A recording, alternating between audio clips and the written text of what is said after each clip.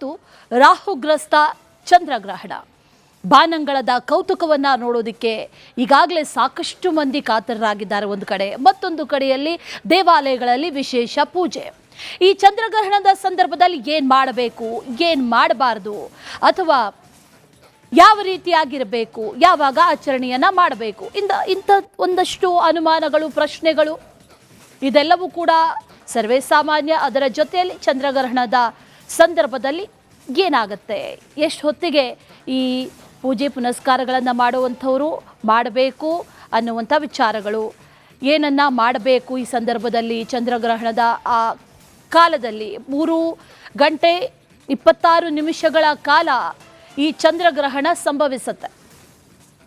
ರಕ್ತ ಚಂದ್ರಗ್ರಹಣ ಸಂಭವಿಸ್ತಾ ಇರೋದು ಬಹಳ ವಿಶೇಷ ಅಂತ ಕೂಡ ಹೇಳಲಾಗ್ತಾ ಇದೆ.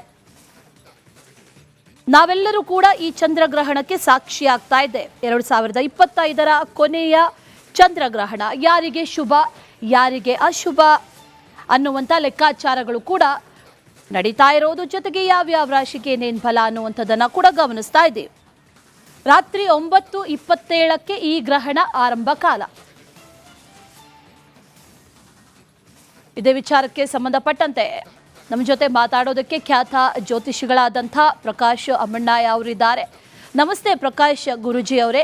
ಗ್ರಹಣ ಅಂತ ಅಂದಾಕ್ಷಣ ನಮ್ಮೆಲ್ರಿಗೂ ಕೂಡ ಏನೋ ಒಂದು ರೀತಿಯಲ್ಲಿ ಭಯ, ಆತಂಕ ಇದೆಲ್ಲವೂ ಕೂಡ ಸರ್ವೇ ಸಾಮಾನ್ಯ. ಅದರಲ್ಲೂ ಚಂದ್ರಗ್ರಹಣ ಇವತ್ತು ಸಂಭವಿಸ್ತಾ ಇರುವಂಥ ಈ ರಾಹುಗ್ರಸ್ತ ಚಂದ್ರಗ್ರಹಣ ಸಾಕಷ್ಟು ಕುತೂಹಲ ಕೂಡ ಇದೆ. ಭಾರತದಲ್ಲಿ ಸ್ಪಷ್ಟವಾಗಿ ಗೋಚರ ಆಗುತ್ತೆ, ಅದರಲ್ಲೂ ಕೂಡ ಕರ್ನಾಟಕದಲ್ಲೂ ಕೂಡ ಗೋಚರ ಇದೆ. ಹಾಗಾಗಿ ಈ ಚಂದ್ರಗ್ರಹಣ ಏನೆಲ್ಲ ಪ್ರಭಾವವನ್ನು ಬೀರುತ್ತೆ, ಜೊತೆಗೆ ಯಾವ ರಾಶಿಯವರಿಗೆ ಶುಭ ತರುತ್ತೆ, ಇನ್ಯಾವ ರಾಶಿಗಳ ಮೇಲೆ ಪ್ರತಿಕೂಲ ಆಗಿರಲಿದೆ, ಈ ಶತಮಾನದ ವಿಸ್ಮಯ ರಕ್ತಚಂದಿರ ಪ್ರಕೃತಿ ವಿಕೋಪಗಳನ್ನು ಏನಾದರೂ ಹೊತ್ತು ತರುತ್ತಾ, ಹೀಗೆ ಹಲವು ಪ್ರಶ್ನೆಗಳಿದೆ. ಅದೆಲ್ಲದಕ್ಕೂ ಕೂಡ ಉತ್ತರವನ್ನು ಪ್ರಕಾಶ್ ಅಮ್ಮಣ್ಣಾಯ ಗುರೂಜಿ ಅವರು ಕೊಡ್ತಾರೆ. ಮೊದಲಿಗೆ ಈ ಬಾರಿಯ ಚಂದ್ರಗ್ರಹಣ ಸ್ಪರ್ಶಕಾಲ ಮತ್ತು ಯಾವ ರೀತಿಯಲ್ಲಿ ಸಂಭವಿಸ್ತಾ ಇದೆ ಅನ್ನೋದ್ರ ಬಗ್ಗೆ ತಿಳಿಸೋದಾದ್ರೆ ಗುರೂಜಿ.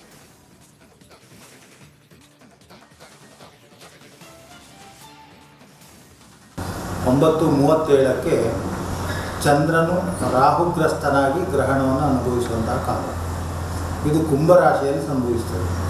ಆ ಹೊತ್ತು ಹೇಗಿರ್ತದೆ ಅಂತ ಹೇಳಿದರೆ, ಮೇಷರಾಶಿ ಮೇಷ ಲಗ್ನ ಆಗಿರ್ತದೆ. ನಾವು ಇದನ್ನೆಲ್ಲ ಪರಿಗಣನೆ ಮಾಡಬೇಕಾಗಿಲ್ಲ. ಗ್ರಹಣವು ಯಾವ ಹೊತ್ತಿನಲ್ಲಿ ಯಾರಿಗೆ ಹೇಗೆ ಹಿಡಿತದೆ ಅಂತ ಹೇಳುವಂಥದ್ದು. ಲಗ್ನ ಮೇಷ ಲಗ್ನ ಆಗಿರ್ತದೆ, ಅಲ್ಲಿ ಮಾಂದಿ ಇರುವಂಥದ್ದು. ಮಾಂದಿ ಬಹಳ ಪ್ರಾಮುಖ್ಯತೆ ಕೊಟ್ಟಿದ್ದಾರೆ ಮಾಂದಿಗೆ. ಸೊ ಮಾಂದಿಗ್ರಸ್ತನಾದಂತಹ ಲಗ್ನ ಮೇಷ, ಕುಂಭದಲ್ಲಿ ಚಂದ್ರ ರಾಹು ಸಂಯೋಗದಲ್ಲಿ ಬರುವಂತಹ ರಾಹುಗ್ರಸ್ತ ಗ್ರಹಣ. ಸಪ್ತಮದಲ್ಲಿ ರವಿ ಬರಲೇಬೇಕು, ಇದು ಸಿದ್ಧಾಂತ. ರವಿಯ ಜೊತೆ ಕೇತು, ರಾಹುವಿನ 180 ಡಿಗ್ರಿಯಲ್ಲಿ ಕೇತು ಇರ್ತಾನೆ, ಅದು ಕೂಡ ಸಿದ್ಧಾಂತ. ಇಲ್ಲಿ ವಿಶೇಷ ಅಂತ ಹೇಳಿದರೆ ಶನಿ ವಕ್ರನಾಗಿದ್ದಾರೆ. ಆವಾಗ ಚಂದ್ರ ಶನಿ ಯೋಗ ಅಂತ ಕೂಡ ಹೇಳ್ಬೋದು. ಚಂದ್ರ ಶನಿ ಯೋಗದಲ್ಲಿ ಅದರ ಫಲ ಏನು ಹೇಳ್ತಾರೆ ಅಂತ ಹೇಳಿದ್ರೆ ಖಿನ್ನತೆಗಳು, ಮಾನಸಿಕ ವ್ಯತ್ಯಾಸಗಳು ಬರುವಂಥದ್ದು, ಡಿಪ್ರೆಷನ್ ಅಂತ ಹೇಳ್ತಾರೆ.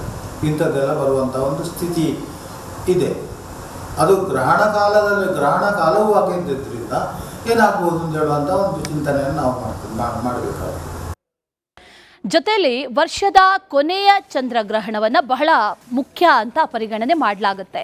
ಜ್ಯೋತಿಷ್ಯ ಶಾಸ್ತ್ರದಲ್ಲಿ ಚಂದ್ರಗ್ರಹಣದ ಖಗೋಳ ಘಟನೆಯನ್ನು ಬಹಳ ಅಶುಭ ಘಟನೆ ಅಂತ ಕೂಡ ಅಂತಾರೆ. ಅಷ್ಟಕ್ಕೂ ಈ ಖಗ್ರಾಸ ಚಂದ್ರಗ್ರಹಣದ ವಿಶೇಷತೆ ಆದರೂ ಹಾಗಾದರೆ ಏನು, ಭೂಮಿಯ ಮೇಲೆ, ವಾತಾವರಣದ ಮೇಲೆ ಇದು ಯಾವ ರೀತಿಯ ಪರಿಣಾಮವನ್ನು ಬೀರಬಹುದು ಅಂತ ಗುರೂಜಿ? ಇನ್ನು ಇದು ಬಹಳ ವಿಶೇಷವಾದಂತಹ ಪೂರ್ಣ ಚಂದ್ರಗ್ರಹಣ, ಖಗ್ರಾಸ. 100ಕ್ಕೆ 100% ಗ್ರಹಣ ಬರ್ತದೆ. ಇಲ್ಲಿ ನಾವು ಗ್ರಹಣದ ವಿಚಾರವನ್ನು ಹೇಳಬೇಕಿದ್ರೆ ಹಿಂದೆ ಮುಂದೆ ನೋಡಿಕೊಳ್ಬೇಕು. ಮುಂದೆ 15 ದಿವಸಗಳಲ್ಲಿ ಸೂರ್ಯನಿಗೆ ಖಗ್ರಾಸ ಸೂರ್ಯಗ್ರಹಣ ಬರ್ತದೆ. ಅದು ಇಲ್ಲಿ ಬರುವುದಿಲ್ಲ, ಅದು ಪಶ್ಚಿಮ ರಾಷ್ಟ್ರಗಳಿಗೆ ಬರ್ತದೆ. ಆವಾಗ ಒಂದೇ ತಿಂಗಳಲ್ಲಿ ಒಂದು ಕಡೆ ಚಂದ್ರಗ್ರಹಣ, ಒಂದು ಕಡೆ ಸೂರ್ಯಗ್ರಹಣ. ಸೂರ್ಯನಿಂದ ಏನೇನು ಚಿಂತನೆ ಮಾಡಬೇಕು ಆ ವಿಚಾರವನ್ನು ಚಿಂತನೆ ಮಾಡಬೇಕು. ಚಂದ್ರನಿಂದ ಏನು ಚಿಂತನೆ ಮಾಡಬೇಕು ಆ ವಿಚಾರವನ್ನು ಚಿಂತನೆ ಮಾಡುವಂಥದ್ದು. ಇನ್ನೊಂದು ವಿಶೇಷ ಅಂತ ಹೇಳಿದರೆ, ಈ ಭೂಮಿ ಸೂರ್ಯನ ಸುತ್ತುವಂಥದ್ದು. ಈಗ ಇದನ್ನು ಹೇಳಬೇಕಾಗಿಲ್ಲ, ಸಾಧಾರಣ ಎಲ್ಲರಿಗೂ ಗೊತ್ತಿದೆ. ಈ ತತ್ವವನ್ನು ಮಾತ್ರ ನಾವು ಹೇಳಬೇಕು. ಒಂದಕ್ಕೊಂದು ಲಿಂಕ್ ಇರ್ತದೆ, ಒಂದನ್ನೊಂದು ಹಿಡಿದಿಟ್ಟುಕೊಂಡಿರ್ತದೆ. ಹೇಗೆ ಒಂದು ಮೋಟ್ರನ್ನ ಒಳಗೆ ರೋಟರ್ ತಿರುಗ್ತದೋ, 6 ಇದರಲ್ಲಿ ಭಾಗದಲ್ಲಿ ಕರೆಂಟ್ ಬರ್ತಾ ಇರುವಾಗ ಮೋಟ್ರಲ್ಲಿ ರೋಟರ್ ಹೇಗೆ ತಿರುಗ್ತದೆ, ಅದೇ ಸಿಸ್ಟಮ್ನಲ್ಲಿ ಭೂಮಿ ತಿರುಗ್ತಾ ಇರ್ತದೆ ಅದರ ಅಕ್ಷರದಲ್ಲಿ. ಇದು ಕೇವಲ ಭೂಮಿಗೆ ಮಾತ್ರ ಅಲ್ಲ, ಇತರ ಗ್ರಹಗಳಿಗೂ ಕೂಡ ಅನ್ವಯ ಆಗ್ತದೆ.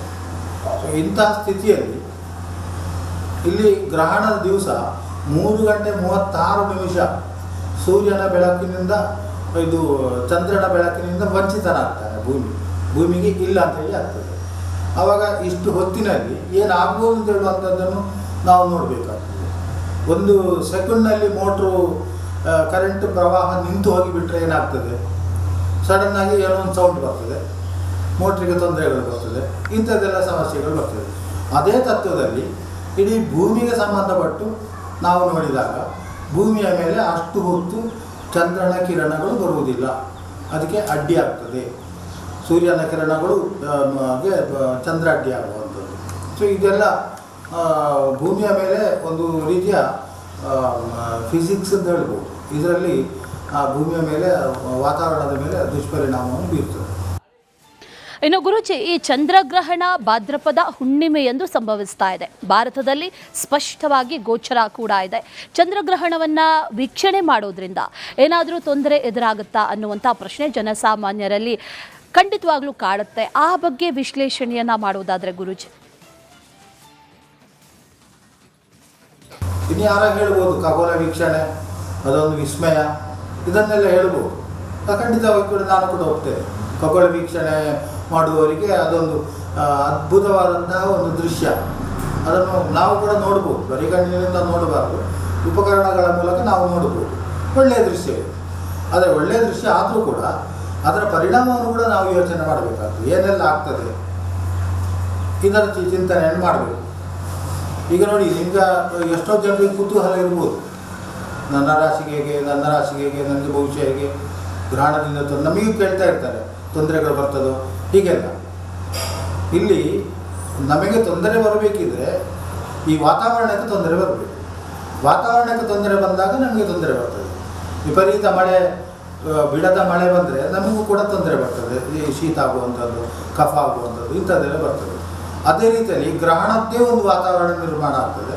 ಆ ಗ್ರಹಣದ ವಾತಾವರಣ ನಿರ್ಮಾಣ ಆದಾಗ ಅಲ್ಲಿ ಜನರ ಮೇಲೆಯೂ ಕೂಡ ದುಷ್ಪರಿಣಾಮ ಬೀರ್ತದೆ. ಇನ್ನು ಈ ಚಂದ್ರಗ್ರಹಣವನ್ನ ಯೋಗ ಅಂತ ಅಂತಾರ್ ಗುರುಜಿ, ಅದು ಹೇಗೆ, ಯಾವೆಲ್ಲ ರಾಶಿ ಮೇಲೆ ಹಾಗಾದ್ರೆ ಪರಿಣಾಮ ಬೀರುತ್ತೆ? ಮುಖ್ಯವಾಗಿ ಚಂದ್ರ ಮನಸ್ಸಿನ ಮೇಲೆ ಪರಿಣಾಮವನ್ನ ಬೀರುತ್ತೆ ಅಂತ ಜ್ಯೋತಿಷ್ಶಾಸ್ತ್ರದಲ್ಲಿ ಹೇಳಲಾಗುತ್ತೆ. ಆ ಬಗ್ಗೆ ಹಾಗಾದ್ರೆ ಏನು ಹೇಳ್ತೀರಾ ಅಂತ?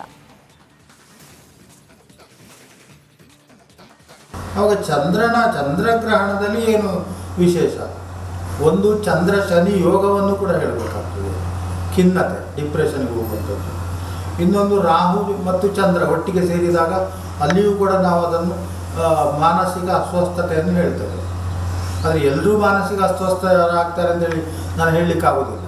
ಇಲ್ಲಿ ಬೇರೆ ಗ್ರಹಗಳ ಮೂಲಕ ನೋಡಬೇಕಾಗುತ್ತೆ. ಗುರು ಹೇಗಿದ್ದಾನೆ, ಆಮೇಲೆ ಇತರ ಗ್ರಹಗಳು ಬುಧ ಶುಕ್ರರಲ್ಲಿ ಹೇಗಿದ್ದಾರೆ, ಇದನ್ನೆಲ್ಲ ನೋಡಬೇಕಾಗ್ತದೆ.